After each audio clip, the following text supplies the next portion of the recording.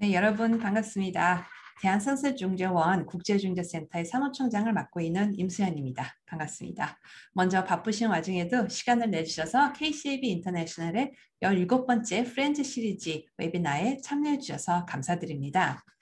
이미 발표하고 공지한 대로 오늘의 웨비나 주제는 Checklist for In-House Counsel이며 한국어로 진행됩니다. 주제와 관련하여 소중한 경험과 전문 지식을 공유해 주실 오늘의 발표자들은 법무법인 태평양의 국제중재소송그룹에서 맹활약하시는 네 분의 국제중재 전문가들이십니다. 양질의 콘텐츠를 준비해 주신 발표자분들에게 이 기회를 빌려 다시 한번 감사드립니다. 지난 수년간 국제중재에 대한 전반적인 관심과 이용의 증가에도 불구하고 아직까지도 국제중재 문턱은 높다고 느끼고 있는 이용자들이 많은 것 같습니다. 한국 기업들의 국제 분쟁 경험과 전문성이 많이 쌓여간다고는 하지만 막상 국제중재 절차를 실제로 시작하려는 기업들의 입장에서는 절차적으로 여전히 생소하고 당혹스러운 부분들이 많으리라고 생각됩니다. 특히 비즈니스적인 환경을 잘 아는 인하우스 변호사들 입장에서는 법률적으로도 타당하면서도 상업적으로도 현실성이 있는 조언을 해야 되는 입장이기 때문에 추상적인 이론들이 별로 도움이 못 되는 경우가 간혹 있습니다. 이런 의미에서 오늘 세미나는 중재 일반에 대한 이론적인 설명보다는 혹은 변론 기술에 대한 팁을 드리기보다는 분쟁 당사자인 기업에서 반드시 챙겨야 할 실무적인 사항 등을 다루는 식으로 아주 실용적인 측면을 강조하도록 설계되어 있습니다. 국제중재 절차를 막닥뜨리는 인하우스 입장에서 꼭 챙겨봐야 하는 체크리스트 항목들에 대한 일목요연한 정리를 할 수 있는 기회가 되리라고 믿습니다. 특히 오늘 발표를 담당한 법무부인 태평양은 국내 로펌 중에서는 국제중재 전담부서를 처음으로 만든 역사를 갖고 있고 실질적으로도 가장 많은 사건 수를 다루었으며 다양하고 중요한 국제중재 사건을 처리하는 실적을 자랑하는 전문가 집단이라고 할 수 있어서 기대가 더욱 큽니다.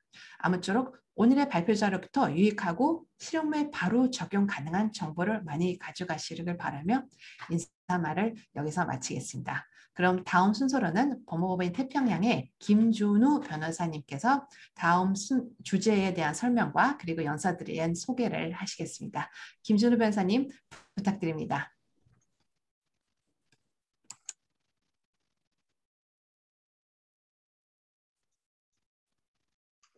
안녕하십니까. 법무부인 태평양 국제중재소송그룹의 김준우 변호사입니다. 오늘 다른 네 분 변호사님들, 김홍중 변호사님, 브랜든방 변호사님, 김우재 변호사님과 함께 웨비나를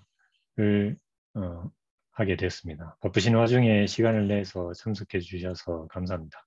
이런 소중한 자리 마련해 주신 KCAB 인터내셔널과 인하우스 카운슬 포럼에 감사드립니다.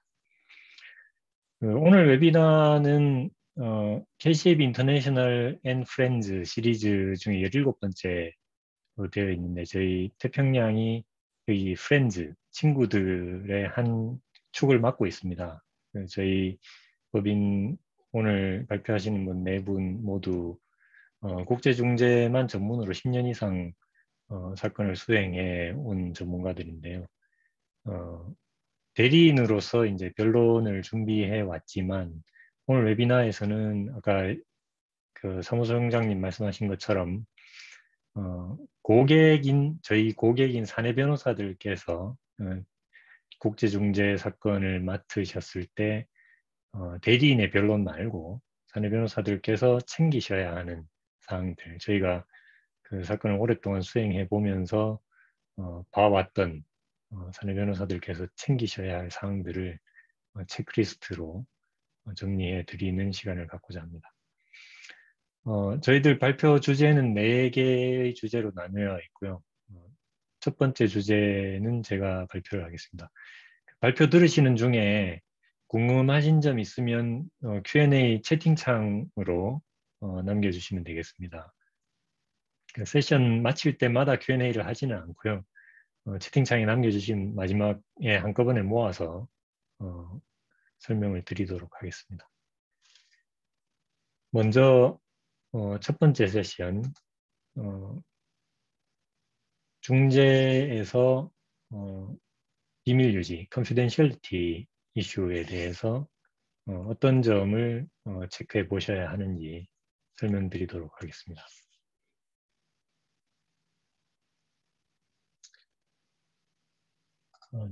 저는 김준우 변호사고요. 첫 번째로 국제중재가 뭐 중재는 confidential하냐, 비밀이 유지가 되느냐라는 질문에 먼저 이해를 돕기 위해서 제가 Myth of Confidentiality라고 제목을 뽑았는데요. 통념과 달리 국제중재 사건에서 중재 사건에서 비밀 유지는 디폴트 룰이 아닙니다. 운시트랄에서 준비한 모델법에서도 비밀이 유지되어야 된다라는 조항이 없고요. 모델법을 따른 한국중재법도 마찬가지입니다. 충격을 받으시는 분들이 많은데요. 저희가 자네 변호사님들께 이걸 설명드리면 그럼 왜 저 컨피덴셜하다고 이해가 되고 있느냐? 그거는 법원의 소송과 달리 공개 재판의 원칙이 아니죠. 퍼블릭하지 않다는 의미입니다. 그러니까 당사자들만 안에 들어와서 그 안에서 이루어지는 클로즈드 도어로 절차가 진행이 되는데요. 근데 그러면 안에 있는 사람이 문을 여는 것이 금지되느냐? 금지하는 규정이 원칙적으로는 없습니다. 그래서 당연히 그럼 규정이 없어도 암묵적으로 비밀 유지 의무가 부여되는 것 아니냐라고 질문하시는 분들도 많은데 뭐 변호사로서 법적인 근거가 없으면 없는 거죠.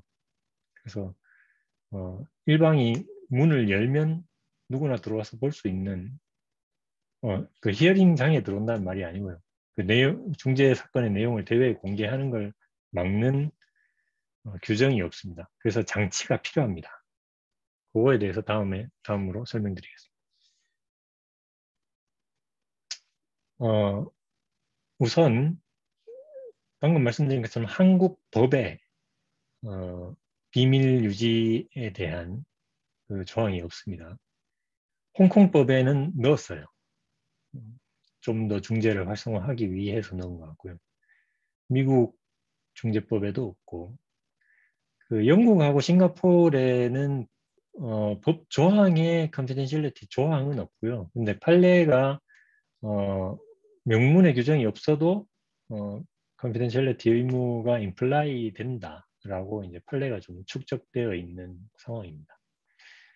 그러면 이제 법 레벨에서는 없고 이제 중재 기관이나 규칙을 선택하실 때 그 기관이나 규칙에 합의를 하시는 것이 비밀 유지 의무를 부과하는 것으로 이제 볼 수 있는 그런 규정들이 있죠.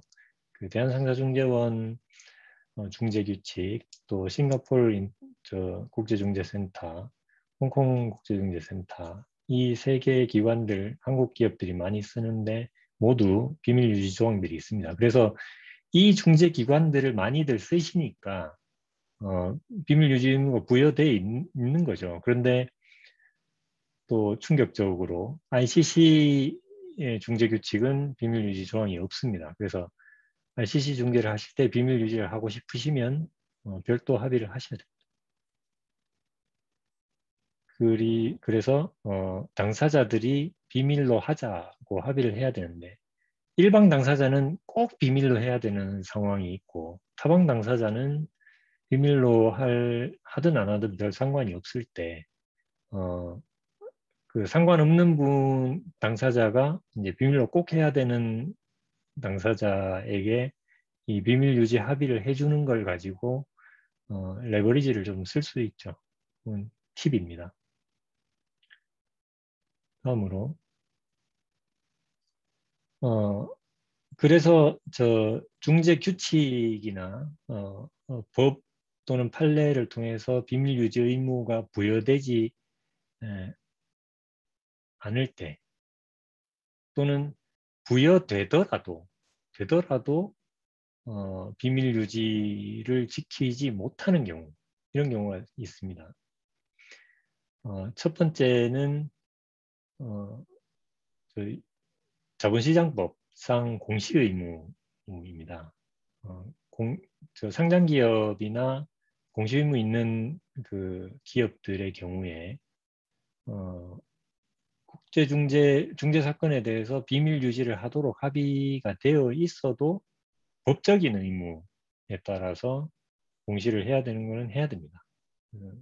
그럴 때 공시 담당자들과 잘 상의를 하셔서 소송에 대해서는 당연히 공시를 하는데 중재 사건은 공시 안 해도 되는 건 아니냐, 이런 고민들을 하시는데, 소송과 마찬가지로 공시를 해야 된다고 생각하시면 되겠습니다. 그리고 법원에서 중재 사건 내용을 공개하라라고 문서 제출 명령이나 이런 게 나오면 또 제공을 해야 되고요.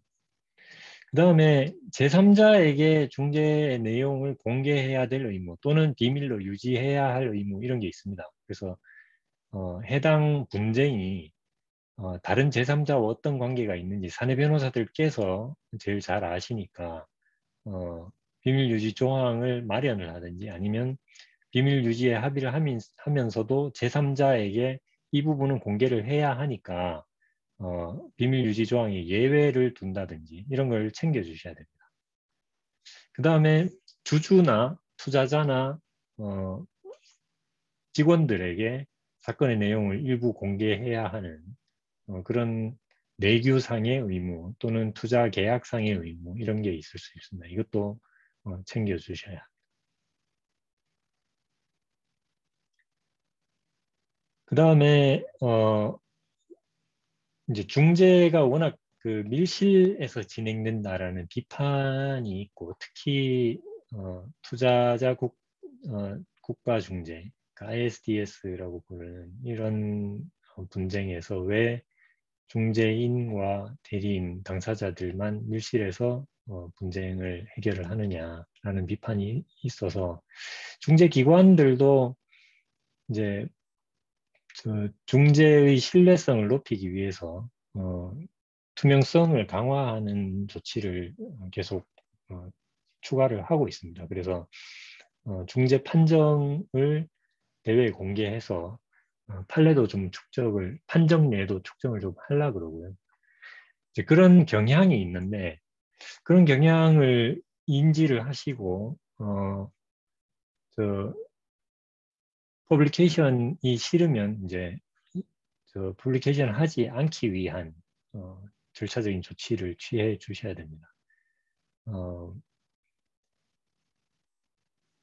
ICC 중재의 경우에 최근에 ICC가 중재 규칙을 개정을 해서 디폴트로 중재 판정을 대회에 공개할 수 있게 이렇게 추진을 하고 있습니다. 그래서 판정이 퍼블리케이션 되기를 원치 않으면 초기에 옵트아웃 하는 이런 조치를 ICC에 의사표시를 명확히 해둘 필요가 있습니다. 이것도 아까 말씀드린 것처럼 레버리지로 활용하실 수 있습니다. 컨피덴셜리티에 대한 커미트먼트가 적은 당사자가 커미트먼트가 큰 당사자들을 상대로 협상의 레버리지로 쓰실 수 있겠습니다. 다음은 넘겨주세요. 예. 그리고 중재가 이제 중재 사건만 있을 때는 괜찮은데, 보통 이제 사건이 복합적으로 진행이 되죠. 국내에서 보전 처분이 제기되는 경우도 있고, 다른 나라에서 법원 소송을 하면서 또 특정 쟁점만 떼가지고 중재가 제기되기도 하고, 또 중재를 제기하면 중재 합의가 없다고 하면서 피신청인이 또 법원에다 소송을 제기해서 소송과 중재가 같이 진행되는 경우도 있고요.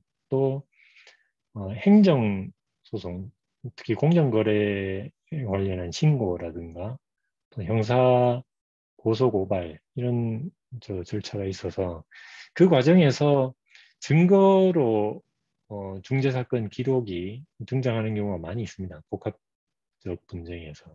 그 경우에는 자발적으로 어떤 기록이 제공이 되었을 때, 그러니까 형사사건에서 또는 행정사건에서 나에게 우리 회사에 유리하게 쓰기 위해서 중재 기록의 어떤 부분을 제공을 했는데, 그럼 그것이 이 중재의 비밀성을 침해하는 것이냐, 또는 내가 지키고자 했던 중재의 비밀성을 포기한 것이냐, 이런 어, 영향이 있을 수 있습니다. 다른 당사자가 그걸 또 활용하게 되는. 그래서 매번 복합 분쟁에서 분쟁 내용이 공개될 때 주의를 하실 필요가 있겠습니다. 그리고 한국 법원 소송에서는 뭐 흔치 않은 일인데, 이제 영미법계의 소송에서는 중재와 관련된 사안이 패럴렐, 그러니까 병행 절차로 진행될 때, 또는 취소 소송 같은 걸로 이제 진행이 될 때, 기본이 이제 거기는 민사소송의 모든 문서들이 도킷이라고 해서 돈만 내면 다 서면을 볼 수 있는 구조니까요. 그런 것이 생기지 않도록 실링 애플리케이션을 해서 이 분쟁 내용이 비밀성이 유지돼야 된다라고 해서 소송 절차도 비밀로 유지를 하시기 위한 조치가 좀 필요하겠습니다. 다음은 마지막 체크리스트인데요. 중재 분쟁 당사자들끼리 비밀 유지 합의를 하는 건 좋은데, 회사의 임직원 또는 주주, 또 부득이하게 계약 관계상 분쟁의 내용을 알게 되는 서드 파티, 이 분들에 대해서는 비밀 유지 의무를 부여하기가 어렵죠. 그 중재 합의에서 또는 절차 합의에서 비밀 유지 합의를 한다 하더라도 법인격이 다른 이분들은 그 합의에 적용을 받지 않습니다. 그래서 이분들에게 사건의 내용을 공개할 때, 부득이하게 공개될 때 별도의 비밀 유지 합의를 하시거나 해서 나의 이제 우리 측 임직원의 잘못으로 인해서 타방 당사자, 분쟁 당사자에게 비밀유지 위반, 의무 위반의 책임을 지게 되는 경우가 안 생기도록 주의를 하셔야 되겠습니다. 그 체크리스트 종합해 보면요, 다음 페이지. 아까 쭉 말씀드렸던 사항들이면 실제로 비밀유지를 해야 되느냐, 어느 정도로 해야 되느냐를 체크하시고, 그 다음에 계약에 비밀유지 조항이 있는지, 그 다음에 중재지나 중재기관 규칙에 비밀유지 의무가 부여되어 있는지, 또 퍼블리케이션이 예정되어 있는지, 그 다음에 관련 병행 절차에서 어떻게 정보가 공개될 것으로 기대되는지, 그 다음에 누구에게 비밀유지 의무를 부여해야 되는지, 이런 정도를 매 중재 사건마다 사내 변호사님들께서 체크를 해 보시면 좋을 것 같습니다. 여기까지가 제 첫 번째 세션이고요. 두 번째 세션은 증언과 관련해서, 증언 준비와 관련해서 김홍중 변호사님께서 설명해 주시겠습니다. 안녕하십니까. 방금 소개받은 김홍중 변호사입니다. 제가 말씀드릴 주제는 국제중재심리기일에서 증인신문 대비입니다.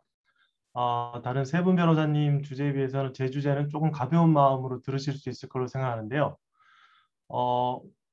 금일 그 웨비나를 지금 보고 계신 분들 중에 일부는 저처럼 로펌에서 국제중재를 직접 하시는 분도 있습니다만, 많은 분들은 국제중재 심리를, 히어링을 직접 경험해 보시지 않았거나 제한적으로만 경험해 보셨을 거라고 생각이 됩니다.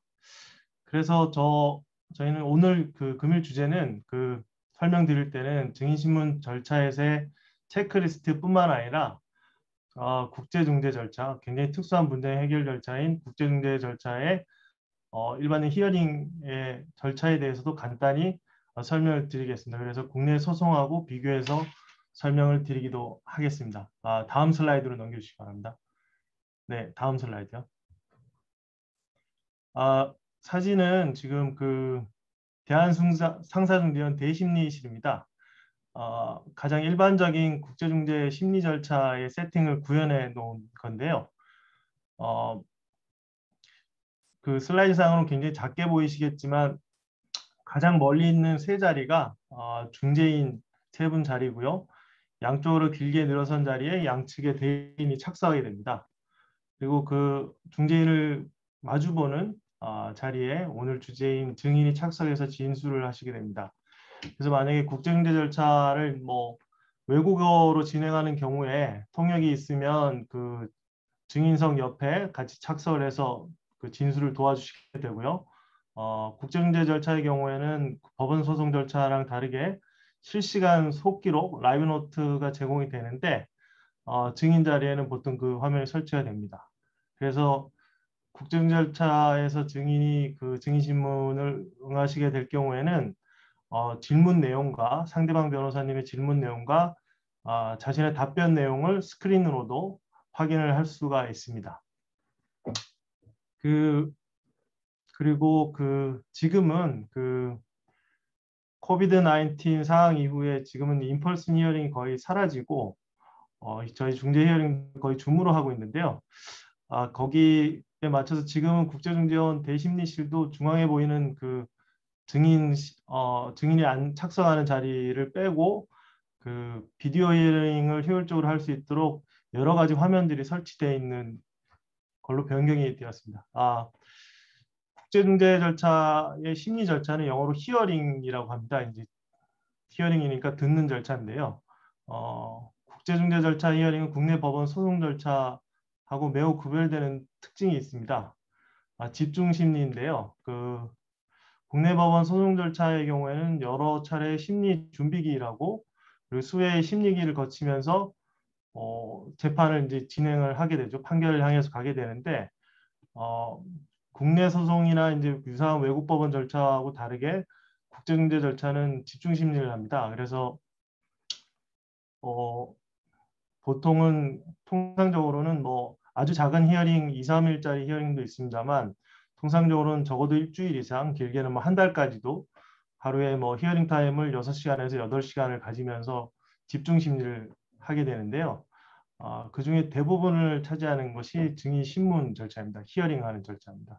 그래서 예를 들어서 좀 이게 인하우스 카운슬 분들이 이제 그림을 그리실 수 있도록 보충 설명을 드리면 예를 들어서 5일간의 월요일부터 금요일 중재 심리를 진행한다고 할 경우에는 1일차에 오프닝 스테이트먼트라고 해가지고 양측에서 입장을 요약 정리하는 절차를 진행하고요. 구체적으로는 조금씩 다를 수 있겠지만 대략적으로 데이 2, 데이 3에는 이제 팩트 위트니스에 대한 신문 절차를 진행하고요. 그리고 데이 4, 데이 5에는 이제 엑스퍼트 위트니스의 신문 절차를 진행하게 되는 게 상당히 일반적인 세팅이라고 할 수 있습니다.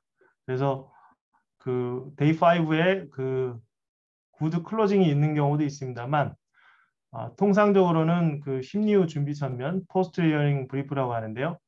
그걸 PHB를 포스트 히어링 브리프를 제출하는 걸로 하고 클로징을 생략하는 경우가 많습니다. 그러면은 그 데이 1에 오프닝을 하고 나서 데이 2부터 데이 5까지는 위트니스 이그제미네이션을 진행한다고 볼 수 있겠죠. 그러면은 대략적으로 중재심리의 80%가량을 증인신문을 한다고 보실 수 있을 겁니다. 그리고 국내 법원 소송 절차랑 좀 다른 게 그 국제중재의 경우에는 제한된 시간에 집중심리를 하기 때문에 체스클락 시스템을 적용하는데요. 저희 바둑 경기를 보면 이제 시간을 재면서 하는 그런 거랑 마찬가지로 양측 당사자가 이제 동일한 시간을 가지고 그 안에서 재량껏 시간을 사용하도록 하는 시스템을 택하고 있습니다. 그래서 예를 들어서 대리인 판단에 자기 사건의 경우에는 오프닝이 별로 중요하지 않고 전문가에 대한 반대 신문만이 중요하다고 판단하는 경우에는 굉장히 극단적인 경우지만 오프닝조차 생략하고 사실관계 증인에 대한 신문 절차도 뭐 생략하거나 극히 제한적으로만 진행하고 전문가 증인에 대한 신문 절차를 진행할 수도 있습니다. 그런 절차가 진행되는 경우도 상당히 있는 편입니다. 다음 슬라이드로 넘겨 주시기 바랍니다.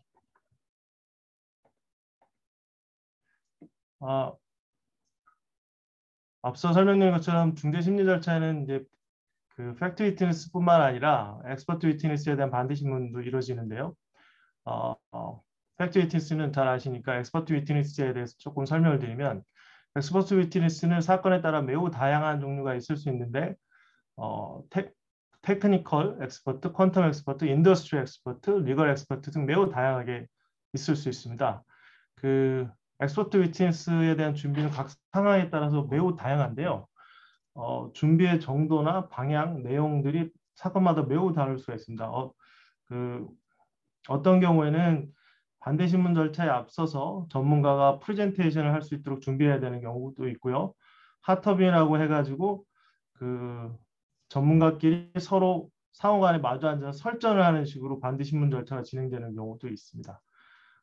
전문가 증인의 준비는 이제 사실관계 증인의 준비랑 매우 대별되는 부분이 있는데, 인하우스 카운슬 분들 입장에서는 아무래도 사실관계 증인 준비에 좀 더 신경을 쓰셔야 되니까 전문가 증인 준비에 대해서는 다른 기회를 통해서 또 설명드릴 기회가 있을 거로 생각하고, 사실관계 증인 준비에 대해서 설명을 드리겠습니다. 오늘 주제이기도 한데요. 먼저 이제 국내 법원이나 이제 일반적으로 경험하셨을 그 법원의 증인신문 절차와 구별되는 점에 대해서 말씀드리겠습니다. 국내 법원과 달리 국제중재 절차에 있어서는 주신문 절차가 극도로 제한됩니다.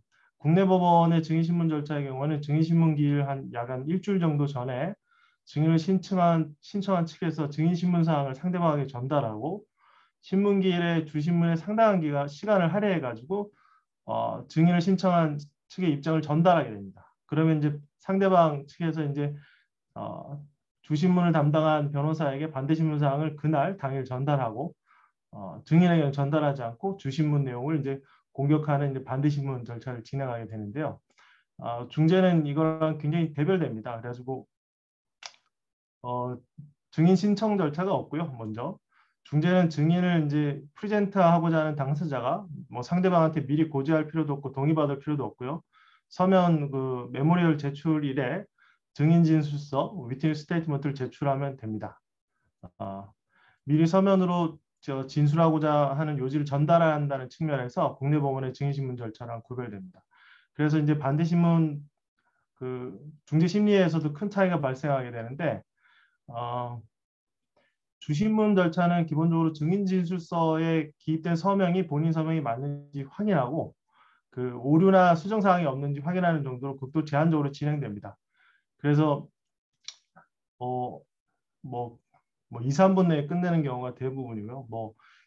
그렇지만 이제 예외적으로 주신문을 해야 되는 경우가 있을 수 있습니다. 그러면 이제 예를 들어서 진술서 제출 이후에 상대방으로 추가로 제출한 서면이나 증거 관련해서 주신문을 시도해야 되는 경우는 그런 경우가 있을 수가 있는데, 중재 절차에서는 기본적으로 주신문이 굉장히 제한되기 때문에 그러한 주신문을 하는 경우에는 상대방이 이의를 할 가능성이 높고, 그럴 경우에는 이제 중재 판정부의 허락을 받아야만 주신문을 진행할 수가 있게 됩니다. 그래서 주신문이 굉장히 제한된다는 점을 좀 참고하실 필요가 있고요. 그리고 이게 중재 절차에서는 제가 시퀘스트레이션이라고 써져 있는 한국어로 번역이 마땅한 용어는 없는데 증인 분리라고 할 수 있을 것 같습니다. 전문가 증인의 경우에는 보통 적용되지 않고 사실관계 증인에 대해서 적용이 되는데요. 사실관계 증인은 본인의 증언이 끝나기 전까지는 상대방 사실관계 증인의 사실증인 팩트 위트니스의 증언을 들을 수 없게 되는 거죠. 국내 법원에서는 제가 이제 송무 담당 변호사님들한테 확인한 바로는 일방 증인이 증언하는 경우에 상대방 증인은 증언을 마쳤는지 여부를 불문하고 참석하지 못하게 하는 게 일반적이라고 들었습니다. 근데 중재 절차에서는 본인이 진술이 끝나면 상대방 팩트 위트니스의 진술을 들을 수가 있습니다. 그래서 예를 들어서 신청인 피신청인이 있다고 할 때 보통은 신청인 측 증인이 먼저 진술을 하게 되는데, 그리고 나서 쭉 끝난 다음에 피신청인 증인들의 증언 절차가 시작되는데, 신청인 측 증인들은 피신청인 측 사실관계 증인들의 증언을 앉아서 들을 수 있게 되는 그런 효과가 발생하게 됩니다. 그래서 뭐 이런 측면 때문에 중재를 제기당하기보다는 제기하는 측면 입장이 되고자 하기를 원하시는 분들도 있습니다. 다음으로 넘겨주시기 바랍니다.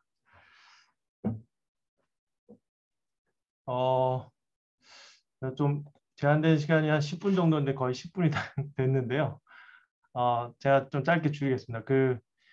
인하우스 카운슬 분들 입장에서 가장 중요한 건 이제 증인의 어베일리빌리티인데요.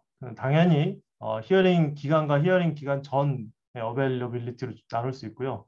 히어링 기간은 당연히 뭐 확보를 하셔야 되고, 그리고 이제 만약에 증인이 팩트 위트니스로서 증인 진술서를 냈지만 크로스 이그제미네이션을 응하지 못하면 증인 진술서의 내용이 다 스트라이크가 될 수 있습니다. 그래서 증언의 가치가 없어지기 때문에 좋은 증언을 해놓고도 어베일러블 하지 않아서 그런 일이 발생하지 않도록 잘 챙기실 필요가 있고요. 그리고 증인에 따라서는 예를 들어서 자기의 증언 시간이 딱 제한되어 일정 시간만 시간을 낼 수 있는 경우가 있습니다. 그런 경우에는 아까 제가 서두에 말씀드린 것처럼 중재 절차는 체스클락 시스템에 따라서 상대방의 대응 여부에 따라서 증인이 프리젠트 돼야 되는 시간이 유동적일 수 있기 때문에 만약에 특정 시간에만 증인이 자기 크로스 이그제미네이션을 응할 수 있다고 한다면 증인의 어떤 프리젠트할 시간이나 이런 것에 대해서 사전 양해나 동의를 받아두실 필요가 있습니다. 그리고 사전에 이제 증인 준비하는 절차를 통상적으로 많이 가지게 될 텐데요. 제가 요것만 말씀드리겠습니다. 저희가 이제 변호사 중요한 중재 사건 같은 경우에 인하우스 카운슬 분들이 직접 하시기보다는 외부 이제 도움을 받으시게 될 텐데 아마 뭐 퀘션도 준비해서 드리고 막 할 겁니다. 근데 제가 이제 경험에 비춰보면 회사 입장에서는 뭐 어떤 질문이 나올 거라고 예상을 하고 그거에 맞춰서 그런 방향으로 진술하도록 팁을 드리고 뭐 하는 게 굉장히 중요하다고 생각하실 수 있는데 사실은 뭐 그렇게 시나리오대로 증인 신문이 전개되는 경우는 굉장히 적고요. 무엇보다 제일 중요한 거는 증인이 충분히 사건 전에 보통 업무를 병행하기 때문에 증인이 충분히 사건을 준비할 시간을 확보할 수 있도록 인하우스 카운슬 분들께서 관계 유관 부처와의 업무를 좀 조율해 주실 필요가 있습니다. 그리고 뭐 내용이 좀 많은데 통역 이슈가 있습니다. 국제중재 사건의 경우에 보통은 영어를 플루언트하게 하시는 분들이 증인이 되시는 경우가 많아서 그리고 또 내부적으로도 뭐 자기가 국제업무를 다 하는데 뭐 중재 절차에서 통역을 쓰거나 증인 진술서를 국문으로 제출하고 번역을 내고 하는 것들에 대해서 좀 불편해하시는 분들이 있을 수 있는데요. 제가 말씀드릴 수 있는 것은 그거는 전혀 불편해하실 필요가 없고 인하우스 카운슬 입장에서는 본인이 편한 이거는 법적으로 매우 중대하고 심각한 절차이기 때문에 법적 증인이 본인이 편안한 언어로 진술하실 수 있도록 뭐 국문이 한국어로 증언하실 수 있도록 유도를 해드리고 하는 것이 필요할 수 있습니다. 전 여기까지 하고 제가 좀 시간 미스해서 조금 오버됐는데요. 다른 사항들은 제가 다음 기회에 또 말씀드릴 기회가 있을 걸로 생각하겠습니다. 그러면 다음 주제 발표해 주실 방혜식 변호사님 소개드리겠습니다. 네, 김 변호사님 감사합니다. 저는 방영식 외국 변호사라고 하고요. 오늘은 remedies에 대해서 이제 말씀을 드리겠습니다. 다음 슬라이드로 가주세요. 네, 다음으로 가죠. 네, 이제 여기 슬라이드에 써져 있는 질문과 같이 이제 좀 중재를 시작하게 되면은 주로 이제 클레임의 사실관계를 파악하는데 좀 시간이 많이 걸리고 거기에 포커스를 두지 이 서면 마지막 장에 있는 remedies나 request for relief엔 이제 큰 포커스를 안 둘 때가 많습니다. 그래서 이제 이건 좀 바람직하지 못하다고 생각을 할 수도 있고 왜냐면 중재를 시작하는 이유가 결국에는 이 프랙티컬한 결과를 얻기 위해서 하는 거고 이제 그 결과를 이제 설계할 수 있는 기회가 바로 이제 레메디를 구성하는 단계이잖아요. 그래서 이제 오늘은 이 체크리스트를 드리는 게 목적이니까 이제 무슨 질문을 해야 되고 또 무슨 좀 고민을 해야 하는지 신속하게 좀 살펴보도록 하겠습니다. 다음 슬라이드를 보시면은 이제 우선은 내가 필요로 하는 것이 무엇인가 이제 그거를 잘 알아야겠죠. 그래서 크게 두 가지로 나눠지는데 첫 번째는 이제 쉽게 말해서 상대방의 뭐 행위나 이 breaching conduct를 막아야 될 때, 그리고 두 번째는 이제 뭐 한마디로 이제 돈이 이제 damages를 청구해야 될 때, 이제 그렇게 두 가지로 나눠 볼 수 있고 이제 처음에는 이제 우선 non-financial remedy를 보겠습니다. 다음 슬라이드로 가주시면은 그거에 대해서 네, 이제 여기 나와 있는데 이제 가장 대표적인 그 non-financial remedy를 보면은 뭐 interim injunction이나 뭐 injunction이라고 할 수 있는데요. 이제 주로 이제 돈으로 해소되지 못하는 이제 피해가 있다면은 뭐 예를 들어 명예훼손 뭐 그런 게 있다면 이제 신청을 뭐 할 수 있고 또 주로 여기 그 세 번째 포인트를 보면은 urgent라는 말도 제가 썼는데 주로 긴급한 상황에 이제 신청을 하게 됩니다. 이제 이유는 그 이제 breaching act가 이제 그 생기기 전에 인정션 같은 게 이제 필요하니까 좀 시간적 부담이 항상 좀 이제 따르기도 합니다. 그래서 첫 번째 체크리스트를 보면은 다음 슬라이드에 써져 있는데 우선은 그 적용되는 법을 파악을 해야 됩니다. 그렇죠. 그래서 이제 시작점은 언제나 거의 모든 중재의 시작점은 계약에 있고요. 이제 중재 이제 합의가 있다면은 법원에 가는 것보다는 먼저 중재 판정부에 가서 신청을 해야 됩니다. 물론 이제 exception도 있습니다. 그 예외가 있기도 한데 이제 그 예외는 중재 판정부가 이제 성립되기 전에 이제 interim injunction이 필요하다면은 그 중재지 그러니까 arbitral seat죠. 이제 거기에 있는 법원에 이제 신청을 해야 될 수 있고 또 이제 많이들 아시겠지만 또 계약을 보면은 보통 이런 문구가 있거든요. 그러니까 뭐 번역을 하면은 뭐 중재 합의가 있다고 해서 법원에서 interim relief를 신청하는 권리를 뭐 배제하는 것은 아니다. 이러한 문구가 이제 주로 중재 규칙에도 있습니다.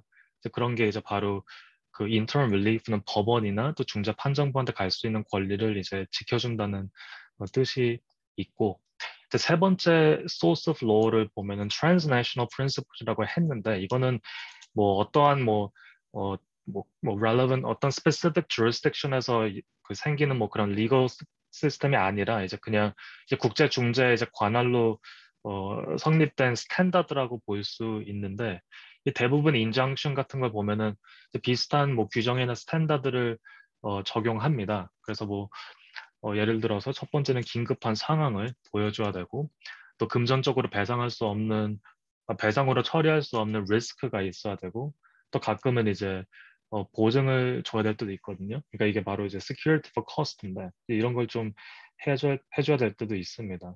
그래서 두 번째 봐야 될 점은 네, choosing an appropriate remedy라고 이제 적합한 레메디를 찾는 건데 물론 이제 이거 말고 다른 non-financial remedy의 이제 그 타입도 있겠지만 뭐 제일 커먼한 걸 아까 말씀드렸듯이 이제 injunction으로 볼 수가 있고 그 두 번째로 이 specific performance는 뭐 negative injunction의 그 반대라고 보시면 됩니다. 어떻게 보면 positive injunction인데 이제 injunction처럼 뭐 무슨 행위를 하지 말라라는 뭐 명령이 아니라 이제 합법적인 행위를 직접 하라는 명령이라고 볼 수 있습니다. 그래서 뭐 라이선싱 컨트랙트에 뭐 브리치가 있었다면은 그 라이선스 된 그 테크놀로지를 뭐 노하우를 뭐 돌려줘야 된다 이러한 퍼즐한 그런 명령이 될 수가 있습니다.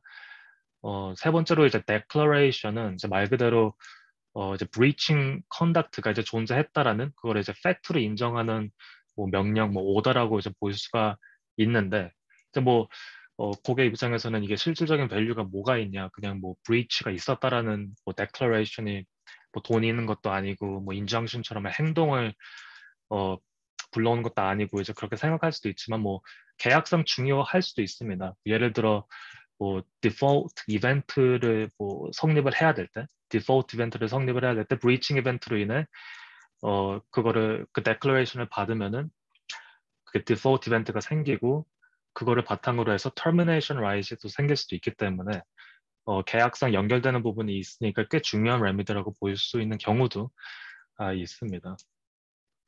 마지막으로 rectification은 좀 특수한 상황에 쓰이는 레미디인데 특히 커먼 로어 컨셉이라고 저는 이해를 하거든요. 근데 이제 특히 계약 조항이 이제 mistake나 이제 착오로 인해 체결이 되었다고 이제 주장을 하고 그 해당된 조항을 약간 고쳐주는 그런 레메디입니다. 그래서 예를 들어서 뭐 두 당사자들이 그 계약 조항에는 뭐 내일 목요일 뭐 8월 12일까지 운반을 어떠한 물건의 운반을 끝내야 된다.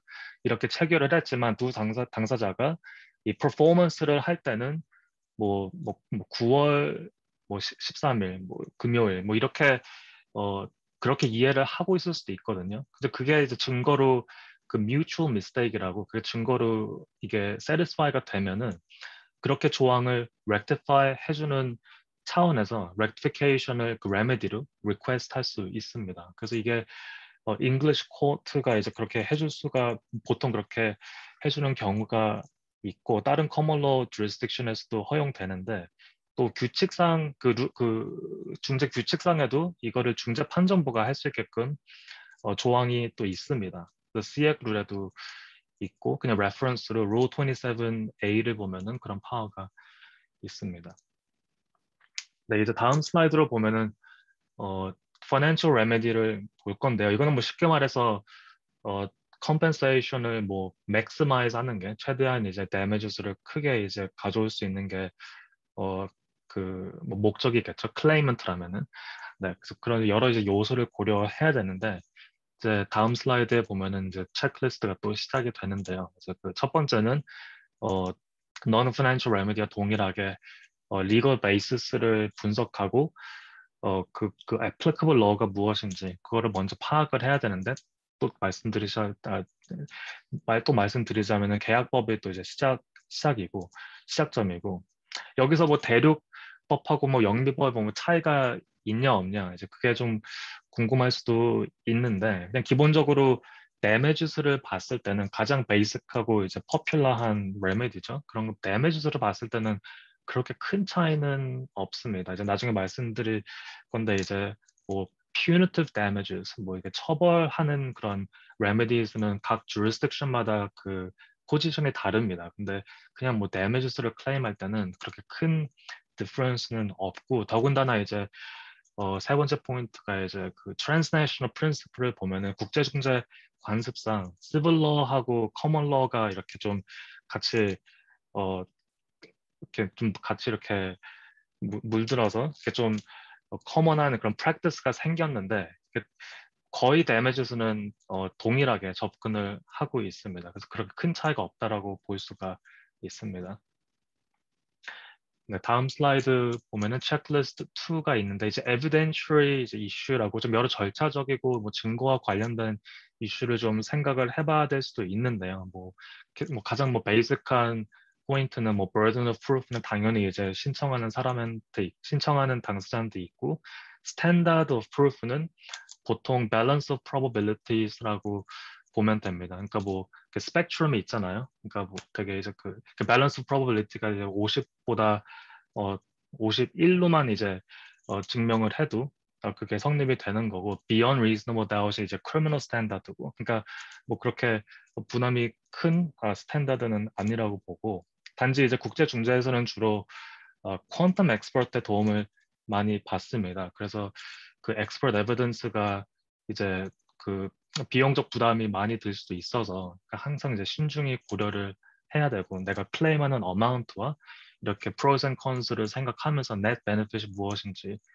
파악을 해야 되고 마지막으로는 좀 중재 전략에 있어서 이제 bifurcation of procedings라고 중재 절차를 liability하고 퀀텀으로 이제 갈릴 수가 있거든요. 그래서 phase 1이 뭐 liability만 있을 수 있어서 그 liability phase에서는 뭐 신청인이 패소하게 되면은 퀀텀을 다룰 필요가 없어지잖아요. 그래서 이제 그런 효율성을 근거로 해서 이제 bifurcation을 신청할 수도 있고 그게 이제 보통 뭐 respondent가 제안할 수도 있죠. 근데 이제 그런 거를 클레이먼트로서는 미리 anticipate를 하고 그 strategize를 해야 될 필요가 있습니다. 네, 체크리스트 3를 보면은 타이밍인데 한마디로 이제 breaching conduct가 이제 언제부터 시작이 되었는지 파악을 해야 되고 그게 이제 뭐 earliest point in time으로 할 수 있으면은 그 기간이 이제 길어지니까 배상금도 maximize 할 수 있는 그런 임팩트가 있습니다. 이 부분을 이제 순조롭게 진행하기 위해서는 이제 계약을 수행하고 있을 당시 그 기록을 잘 정리하는 게 바람직합니다. 이제 물론 중재가 시작되고 나서 퀀텀 엑스퍼트를 통해서 기록을 분석할 수 있는데 기록이 정리가 안 돼 있으면은 그 퀀텀 엑스퍼트가 다 가서 뜯어 고치고 뭐 인터뷰도 많이 하고 그래야 되거든요. 그러면 거기에 더 큰 비용이 들 수 있기 때문에 항상 그때그때 정리를 하는 것이 중요합니다. 네, 다음 슬라이드를 보면은 이제 여러 그 compensation을 compensation을 calculate 하는 그 methodology나 뭐 그런 measure of measure of loss를 볼 수가 있는데 첫 번째로 보면은 뭐 loss of profit 이제 상실 이익이고 이거는 뭐 간단히 뭐 얘기하면은 뭐 발전소 건설 프로젝트가 이제 상대방의 위반으로 뭐 지연됐을 경우 어느 시기 동안 이익을 벌 수 있었는데 지연 때문에 못 벌었을 경우 그 미래 이익에 대한 그 손해 청구를 할 수 있는 건데 이제 여기서 가장 큰 이슈는 객관성이 있는 방법으로 추산을 해야 됩니다. 그리고 또 미래에 대한 뭐 이익이니까 여러 uncertainty도 있잖아요. 그런 불확실성이 있기 때문에 그런 거를 많이 좀 잠재울 수 있는 그런 좀 장치가 필요한데 이제 많이들 아시다시피 그 discounted cash flow method라고 DCF method라고 많이 아실 거예요. 그래서 그걸 많이 이용을 하는데 한마디로 뭐 장래에 이제 발생할 현금 가치에 대해 이제 현재 가치로 할인하는 방법을 뜻하는 거죠. 그래서 이거의 뭐 가장 키 포인트는 간단하게 말씀드리면 국제 중재에서는 아주 많이 쓰이고 있고 인정을 많이 받는 방법입니다. 그래서 보통 이제 어카운팅 펌들을 끼고 이런 expert evidence를 제출할 때가 많이 있긴 합니다.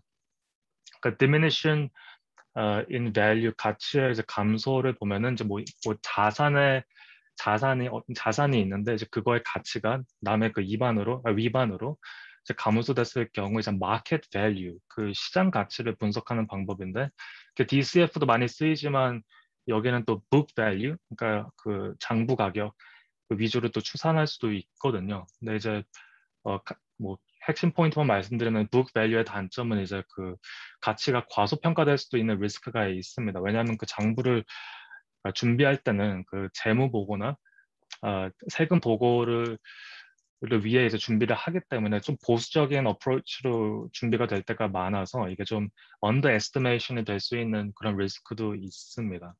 그래서 loss of chance, opportunity는 이제 좀 상실 이익보다는 조금 더 스페큘레이티브한 뭐 추측에 가까운 상황에 이제 필요한 방법일 수도 있는데 한마디로 뭐 상대방의 위반 때문에 뭐 X를 벌 수 있는 기회가 결국에는 더 적은 뭐 Y를 벌었다 이렇게 말하는 컨셉인데 뭐 예를 들어 뭐 석유 뭐 시추 산업에서 이제 한 당사자는 뭐 이미 투자를 다 한 상태고 상대방은 뭐 위반을 해서 그 시추를 시작하기도 전에 프로젝트가 파산이 되었으면은 이제 뭐 내가 이제 위반이 없었을 경우 즉 이제 카운터 팩추얼을 분석해서 상실 이익을 추산하는 방법입니다. 그래서 이제 퀀텀 엑스퍼트를 꼭 필요로 하는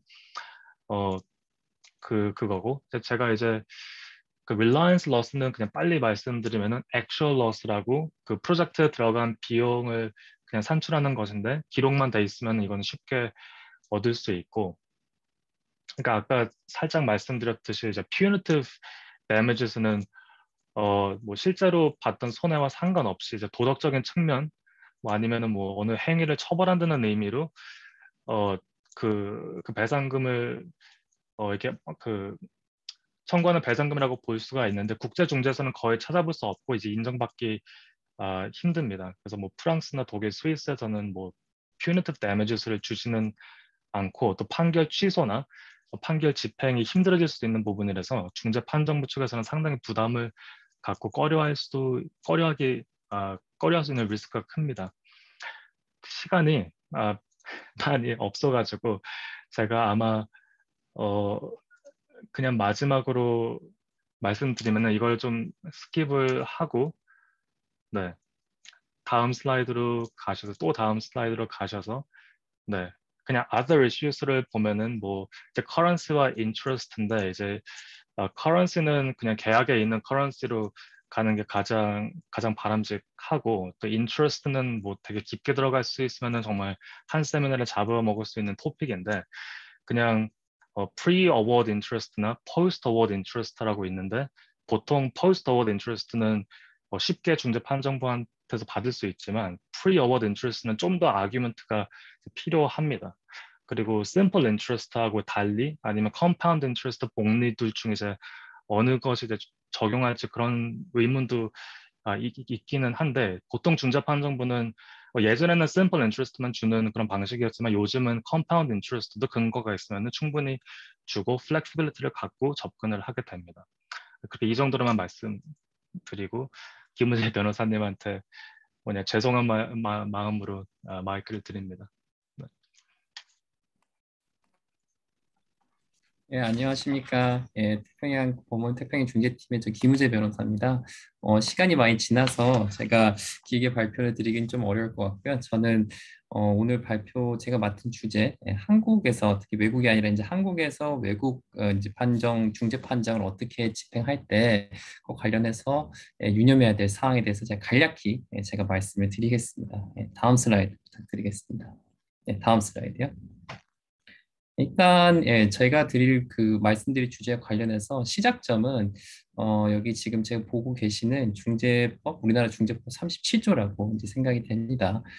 외국 중재 판정이 뭐냐, 이제 그 개념에서부터 사실 저희가 좀 생각을 해봐야 되는데, 뭐 여러 가지 논의가 있지만 기본적으로 중재치, seat of arbitration, 이제 외국인 경우에 이제 그건 이제 외국 중재 판정이다라고 이제 그냥 좀 쉽게 생각을 하시면 될 것 같습니다. 근데 이런 외국 중재 판정에 대해서 그 집행 및 승인에 대해서는 소위 말해서 들어보셨을 거로 생각되는 뉴욕 협약이라는 것이 있습니다. 그런데 뉴욕 협약을 보면은 어느 나라의 법이 그 뉴욕 협약의 내용보다 더 내용이 더 집행의 요건이 완화돼 있으면은 그러면은 그 해당 법에 따라서 집행 및 승인이 이루어진다 이렇게 지금 규정이 되어 있습니다. 그런데 그 대부분의 견해가 우리나라 중재법은 뉴욕 협약보다 더 약간 완화되어 있다. 굉장히 집행이 잘 되게 되어 있다. 이렇게 지금 규정이 되어 있기 때문에 결국 우리나라에서는 한국에서는 외국 중재 판정은 중재법에 따라서 집행이 이루어지고 그리고 중재법 내에서 가장 유관된 규정은 중재법 37조입니다. 그래서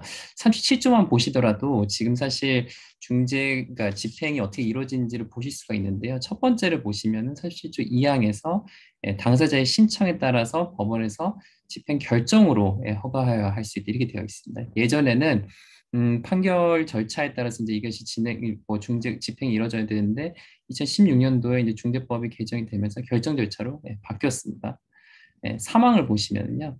중재 판정의 정보이나 사본을 제출해야 되고 한국어 번역문을 첨부해야 된다. 이렇게 되어 있습니다. 얼핏 보시기에는 이거는 번역문을 첨부하는 거지 이렇게 생각할 수가 있는데 이 조항의 뜻은 뭐냐면은 결국 집행이 한국에서 집행하는 것의 그 대상은 그 번역문이 아니라 이게 만약에 영어로 작성이 됐다라고 하면은 그 판정문 자체다. 그거를 즉 판정문의 내용이 명확하고 그것이 집행의 대상이 된다.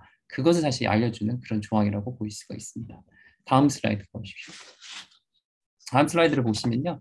37조 4항에는 변론기 또는 신문기일이 진행이 된다. 이렇게 지금 진행이 되어 있습니다. 그래서 집행에 만약에 들어간다고 하면은 이제 그 결정 절차에서 법원의 재량에 따라서 변론기 또는 신문기일이 진행되는데 그것이 뭐 몇 번 진행이 되느냐, 기간이 어느 정도 되느냐, 그것은 전적으로 뭐 많은 경우에 그렇지만 법원의 재량에 달려 있습니다. 그리고 저희 경험에 비춰 보면은 뭐 재판부의 성향에 따라서 금방 끝나는 경우도 있습니다. 하지만 여러 가지 요인들로 인해 가지고 뭐 서면이 여러 차례 제출이 되고 또 전문가 의견서도 제출되는 그런 장기간의 그런 집행 결정 절차도 저는 경험해 본 그런 바가 있습니다. 그래서 그런 가능성이 있다. 절차적으로 그거를 염두에 두시면 좋을 것 같습니다.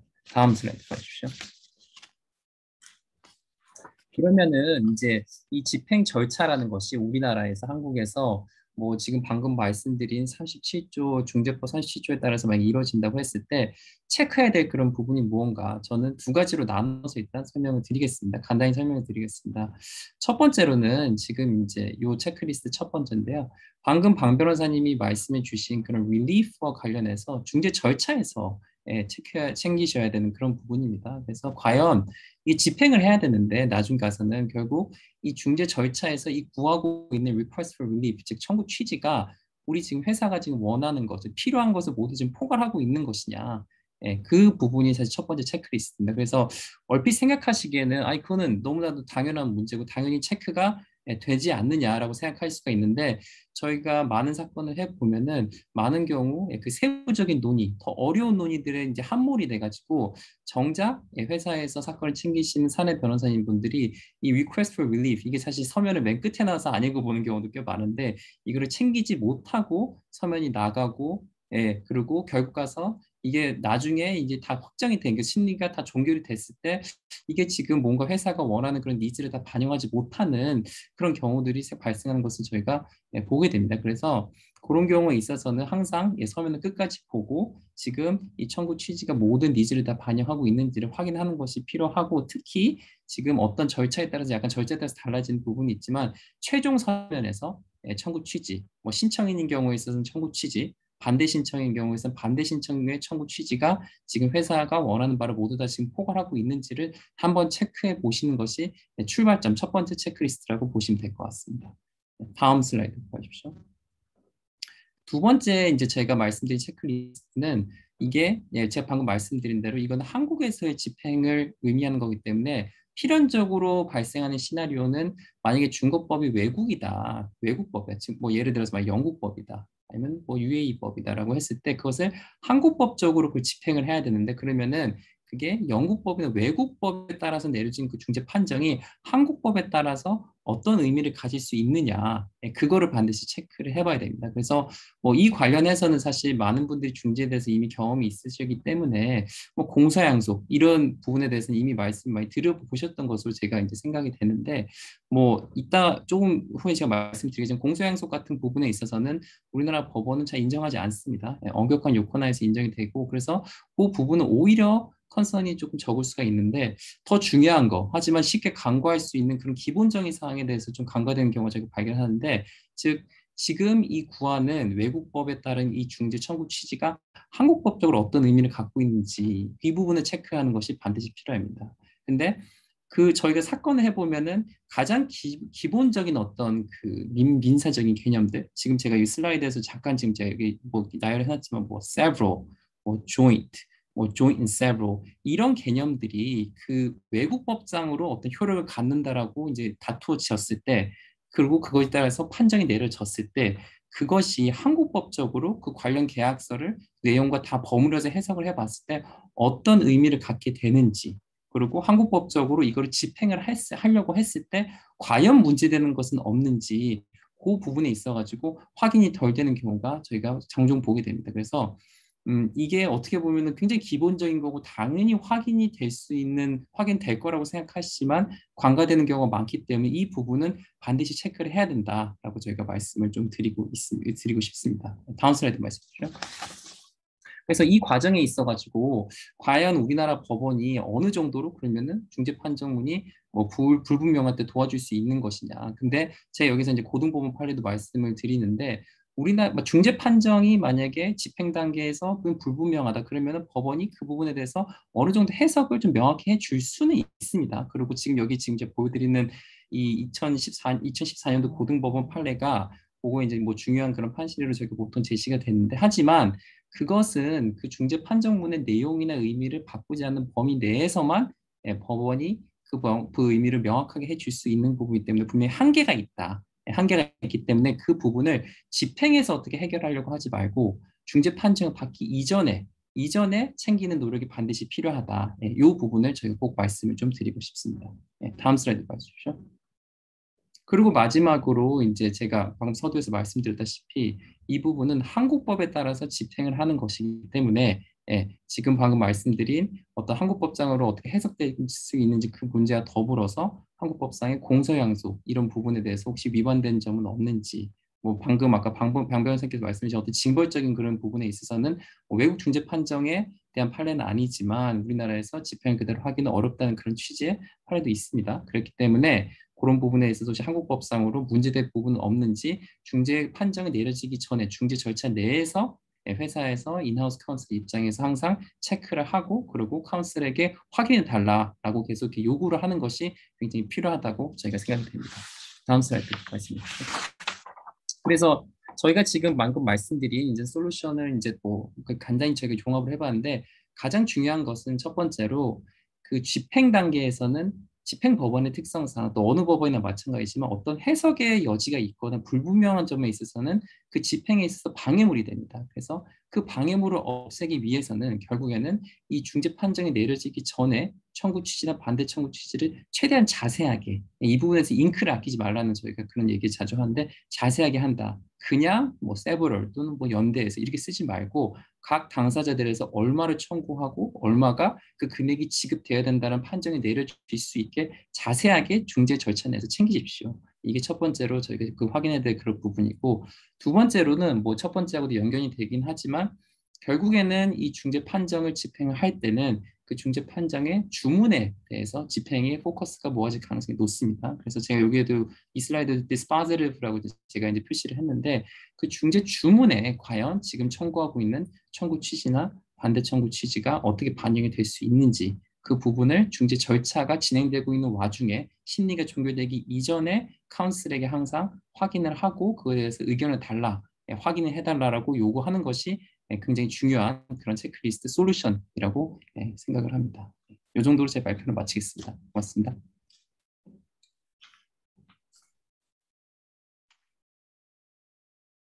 네, 고맙습니다. 제가 질문 있으면 Q&A에 올려달라고 했는데 Q&A에 질문이 하나도 안 올랐습니다. 시간이 많이 지났으니까 아마 저 사내 변호사님들 많이 궁금해하실 거 한 가지만 제가 질문을 드리겠습니다. 김홍중 변호사님 아까 증언에 대해서 설명해 주셨는데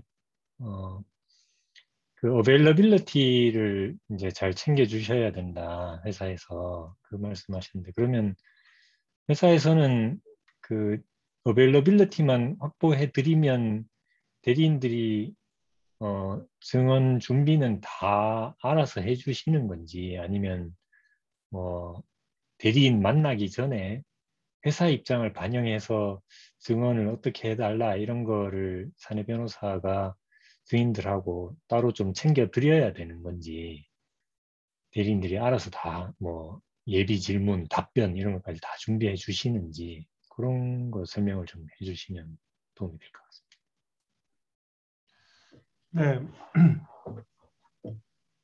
네. 제가 아까 좀 시간이 없으면 말씀을 다 못 드렸는데 사실 이제 그 외부 대리인들이 있어서 이제 중요 사항들에 대해서 이제 모의 질문도 만들고 뭐 그 회사에서 뭐 그 인하우스 카운슬 분들이나 현업에서 오신 분들 오셔서 이제 모범답안 같은 팁을 드리고 하는데 제가 아까 이제 어베일러빌리티에서 말씀드리고자 했던 거는 이제 소를 좀 키워야 되는데 우리가 이제 중요한 부분들에 대해서는 자꾸 이제 여러 번 반복돼서 하는데 제가 이제 히어링 대비해서 증인 신문 대비를 할 때 조금 아쉬운 부분들이 사실은 중요 부분들에 대해서는 상대방 측에서 상당히 준비가 돼 있을 거라 생각하고 사실은 또 증인께서 좀 간과해서 뭐 그리고 이제 준비 과정에서 많이 준비가 안 돼서 간과되었던 부분들에 대해서 사소한 부분들의 어떤 증인의 증언의 불일치나 기억의 부정확성을 가지고 문제를 삼아서 증인의 신빙성을 탄핵하거나 이런 경우가 있었거든요. 그래서 대리인들이 외부 대리인이 있을 때 당연히 외부 대리인들이 증인이 보셔야 되는 자료의 목록도 미리 만들어 드리고 모의 질문도 만들어 드리고 해야 되는데 인하우스 카운슬 분들께서는 실제로 이제 그런 내용들보다도 좀 지루하고 시간이 많이 걸릴 수 있지만 증인이 사실관계에 대한 지식을 습득하실 당시에 있었던 사정들에 관한 문서나 이런 것들을 좀 다진다고 해야 되나요? 기본적인 사항들을 확인하는 절차를 좀 가지실 필요가 있을 것 같습니다. 그리고 제가 아까도 좀 말씀드렸는데 저희가 이제 대리인 입장에서 모의 질문 사항도 드리고 모음 답변도 뭐 원하시는 경우에는 뭐 써드리는 경우도 있습니다만 사실 그렇게 해가지고는 뭐 증인이 사실 증인석에 올라가면 그렇게 답이 잘 안 나오고 증인 직무 준비를 함에 있어서 가장 중요한 거는 증인 스스로가 스스로의 머리로가 중요합니다. 외부의 머리로가 아니고. 그래서 제가 이제 그 증인이 어떤 이슈나 중요 사항들에서 스스로 생각해 보실 수 있는 시간을 확보해 드리는 게 되게 중요하다. 좀 추상적인 내용이긴 합니다만 그런 말씀을 드리고 싶습니다. 죄송합니다. 좀 답이 좀 길었습니다. 그 지금 Q&A 올라온 것도 계속 그 증언 준비에 대한 질문이 와 있습니다. 김홍준 변호사님 계속 답변해 주시면 좋을 것 같은데 첫 번째 질문이 혹시 증인이 거짓 증언을 하면 어떻게 되는가요? 또 거짓 증언인지 아닌지를 어떻게 구분을 할 수 있을까요? 이런 질문인데요.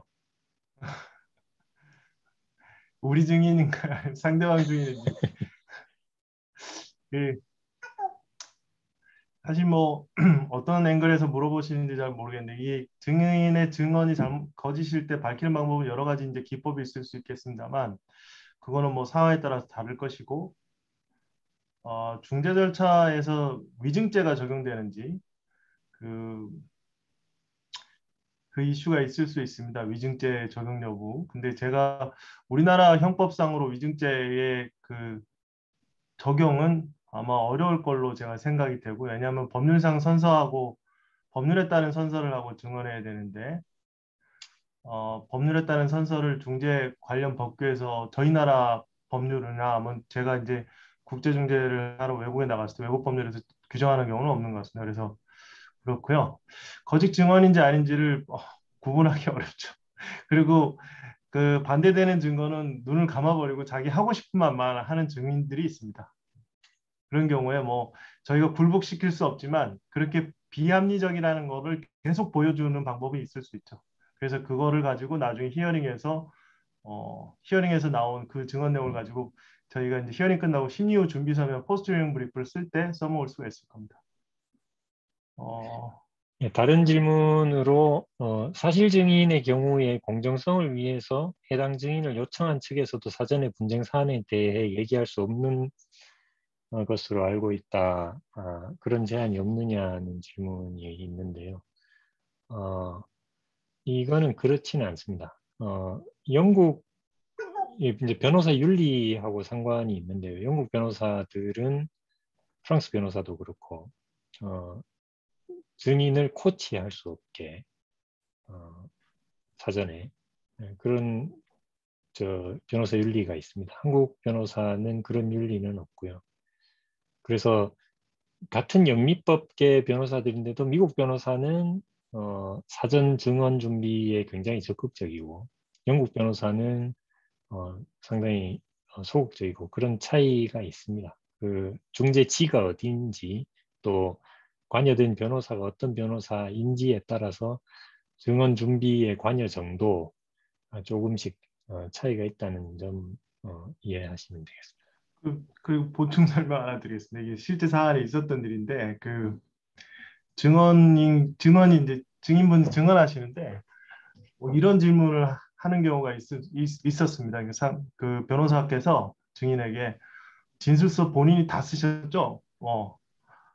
변호사가 써준 거 아닙니까? 뭐 이렇게 하고 하니까 증인이 뭐 이렇게 공격을 받다가 제가 다 썼습니다. 변호사가 쓴 게 아닙니다. 이렇게 답변을 했어요. 그러고 나서 그 다음 질문이 변호사 만나서 그 증인신문 방향에 대해서 협의하시지 않았습니까? 미리 어떻게 얘기하라고 답변하시지 않았습니까? 이렇게 했더니 증인께서 뭐라고 그랬냐면 자기는 자기 측 변호사를 오늘 이 자리에서 처음 봤다고 얘기를 하신 거예요. 그래가지고 그 모든 사항이 그런 경우에는 그 증인께서 사실대로 얘기하시지 않는 걸로 이해를 하시겠죠. 그래서 증인 코치나 뭐 사실 저희들도 이제 증언 프랩을 함에 있어서 코칭까지는 안 가려고 노력을 하고요. 그래서 제가 아까도 서두에 말씀드렸다시피 증인이 증인 스스로 본인의 머리로 생각하실 수 있는 기회를 많이 만들어 드리는 게 가장 중요하다고 말씀드립니다. 그리고 또 질문이 많이 올라왔네요. 그 버추얼 히어링에 뭐 우리 못 보는 사이에 증인 코칭이 있을 수 있지 않느냐, 이거는 사전에 그런 것이 없도록 이렇게 증인이 있는 공간에다가 180도 카메라 같은 거를 설치해 가지고 모니터링이 가능하도록 한다든지 이런 조치들을 취하고 있습니다. 그리고 뭐 사람을 보낼 수도 있습니다. 경우에 따라서. 꼭 변호사가 아니어도 되니까 감독할 그렇죠. 수 있는 사람. 그 하나 남았네요. 그 전문가 증인을 선정할 시에 우리에게 유리한 내용을 증언해 줄 것이라는 미리 확인이 가능할까요? 증인 선정하실 때 사전 인터뷰를 해서 우리와 비슷한 의견을 가지고 계신지를 체크를 해서 선임을 합니다. 전문가의 의견을 우리에게 유리하게 해달라고 말할 수는 없고요. 전문가는 독립성이 있는 전문가니까. 그러니까 우리하고 비슷한 의견을 가진 분을 선임하기 위해서 사전에 인터뷰를 잘 해야죠. 그리고 전문가 증인이 꼭 그 어떤 구체적인 그 사안의 결론을 제시하지 않고 원칙이나 자기가 전문성, 그러니까 중재판정부가 판단하심에 있어서 고려하셔야 될 뭐 법원칙이나 뭐 이런 것만 설명하는 경우도 있습니다. 질문에 대해서 다 답변이 된 것 같습니다. 혹시 또 질문이 있으시면 KCAB 인터내셔널 통하시든지 뭐 저희에게 따로 연락 주셔도 성실히 답변을 드리도록 하겠습니다. 사무총장님. 네, 예, 그동안 발표해 주신 분들 너무 감사합니다. 너무 잘 들었습니다.